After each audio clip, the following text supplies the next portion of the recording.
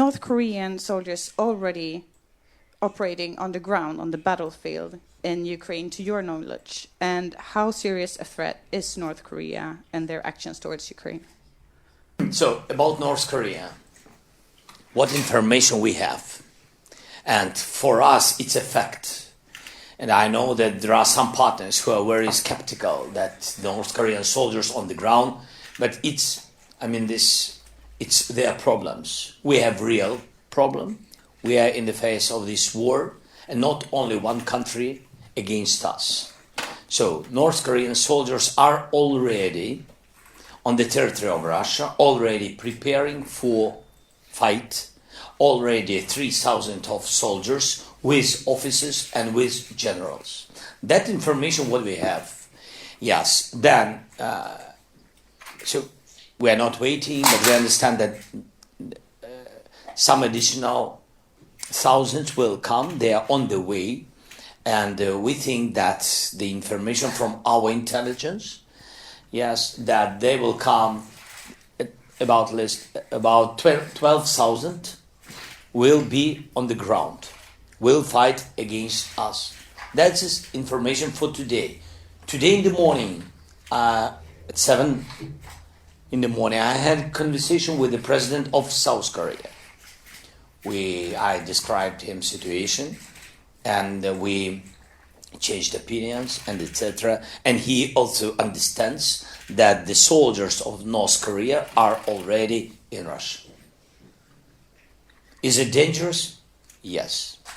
I had now a conversation with Nordic prime ministers, and I said to them that I think that the voice of the United States, the voice of NATO, the voice of Western partners, the voice of Global South and China is not so loud as it has to be now about North Korean contingent on the territory of Russia. I think it's very dangerous. It opens the new page in this war. It will be the same like it was at the very beginning of occupying by Russia our Crimea, because silent was from the West. Nobody wanted to react. I don't know why, but everybody was afraid not to escalate. They love very much this race, not escalate. And then Putin, he tries once with Crimea, then he understood that he can continue, and he tried with Donbass, and he made a success.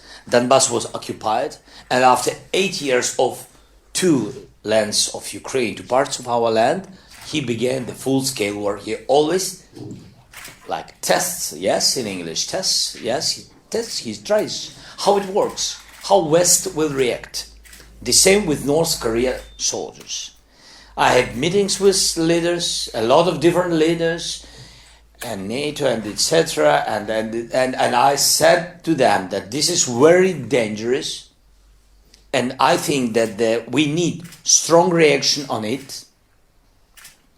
Till now, we heard some reaction, but it's not strong enough. That's why Putin is testing, and then I don't know how many soldiers from North Korea or from Iran, I don't know, they can come more. My name is Emir from Channel 2. We hear a lot of numbers, of course, about casualties on the Russian side and the Ukrainian side. And yesterday you told us, the press, that 800 Russians had fallen in only one day. The day 650, I said. Yes, something like that. Of course, we know in war, people on both sides are falling. There are millions of Ukrainians living outside Ukraine, people who have fled the war. Would you like some of them to return to Ukraine to help in the war effort with your armed forces? We can't pressure and push people to come back.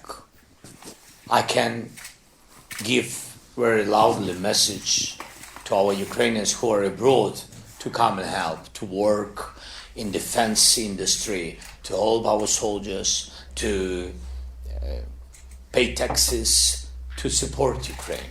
I can say it, and of course with pleasure. And of course we need their support, we need their help. But not all of them. There are some very old people who went abroad because of the war, lost houses and etc. I don't want to push them, because if they will come back, they will not help. They can't. With all respect to their ages and to their persons, but we understand each other. The same about the children. Of course, I fully respect families and children who are in Ukraine and they go to underground schools. I respect their willingness, their, I don't know, you know, they're something, they're heroic people, they're very special, but I can't push messages to children who are already abroad because of different reasons of this war. You know, this war brought a lot of different reasons to people, not good reasons to go out. And that's why I can't push them to come back. By the way, a lot of families, you know, when for example, women, with the mom, with grandma, and with the children, they went abroad, but the men, they've been on the battlefield. And it's a pity. My condolences again to all the families, but there are a lot of families who are abroad and their men been killed by Russians. Here, yes, they saved our land. Yes, it's true. And their children never forget. All we will never forget. But you see, so different situations, different families, different reasons. Mr. President, my name is David. I come from Swedish radio. You spoke earlier about that the West didn't act enough on the news of the North Korean soldiers. What would you like to see from the world? You know, when we raise up the topic, for example, about a long-distance weapon for Ukraine, permission for Ukraine to use it, especially on military targets on the territory of Russia, everybody, not everybody, some of the countries, they say, oh, it's crossing red lines. And if we will give you permission, Russia will escalate, will answer on this escalation. So I'm sorry, but I think the North Korean soldier, this is escalation, not from our side, from the side of Russia. And we don't have possibilities to stop, including North Korea's soldiers, during they are on the territory of Russia. It means that we can defend our land only when they destroy our land, when they already on our land, when they occupied our land, when they already killed our children or trying to do it. So we have permission only at this moment to do something. That's about North Korea. That's about everything. That's really between us. It was before the full-scale war. There are prevention things of so many leaders in the world, so many strong economies, so many strong countries, a lot of prevention steps. When I asked them in the victory plan to give me the package of long-distance weapon, and we will use it only if Russia will not stop the war and will not stop continuing escalation, I said, this is a prevention method. They said to me, this is escalation. When a lot of countries began to support victory plan, you see what's going on now in media, they said that Ukraine wants or wanted a lot of missiles like Tomahawks and etc. But it was confidential information between Ukraine and White House. How to understand these messages? So it means between partners there is no any confidential things. This is the second. And the third, so I mean, what we will do if 100,000 of North Korean soldiers will come.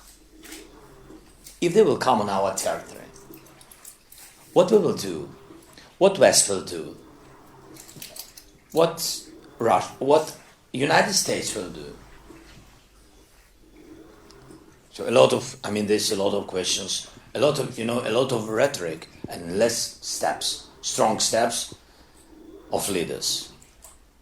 I will be the president of the United States, and it's good, God bless. They will choose in a week or something like this. The president, of course, Ukraine will work, I think, like all the world. We will work with the partners, it's our strategic partners, the United States. We will work with any president the people of the United States will choose. Of course, it's understandable. Of course, we want not to change. We hope that the policy of the United States will not change, and they will support, because when we say about the policy of the United States, it's not only White House, it's the Congress, it's the Senate, it's bipartisan support, which we had. Yes, a lot of different voices, it's good. It's normal. Maybe it's not sometimes very good for us, but it's normal. It's, free people, they can raise their thoughts, what they want, what they need, how they see how this war can be finished. But mostly the policy didn't change during all this period. So, by the way, and Republicans and Democrats, all of them mostly been on our side.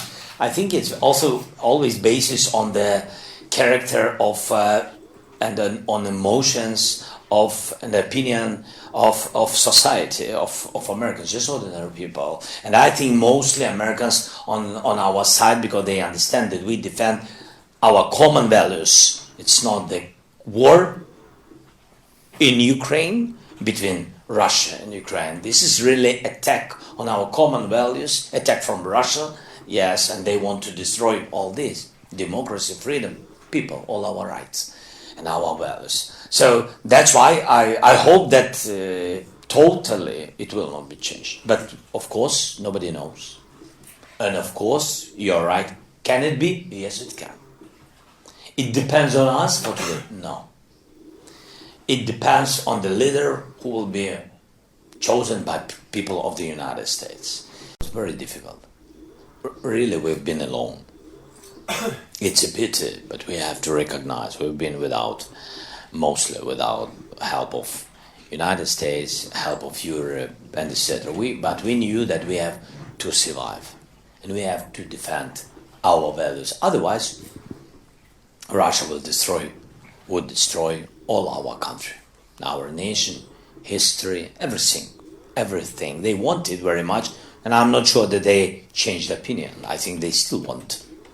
So, yes, challenges in the policy of Western Europe. Yes, challenges in Europe. Challenges because a lot of elections and people are focusing not on the global challenge like Putin. It's a global challenge. People don't want to recognize. Sometimes they think only about the interior questions, but they didn't even focus on Russia. But sometimes the interior questions depends on Russia, because they work with disinformation, they work with lobby, with parliamentarians of different countries, with businesses. They have a lot of instruments how to influence and how to change the policy of one or another country. That's why we try not to lose the unity in EU, in Europe totally, but first of all in EU. Yes, it's true. I think this is the most biggest our allies. And of course, the unity between EU and the United States. I think it has not been disappeared. I think this is also a big challenge after election, American challenge also. So this unity within both of them, EU and United States, and unity between them. Sometimes we try to do our best. It doesn't mean that only we do our best. No, a lot of different partners, countries, but all of us have to work on it.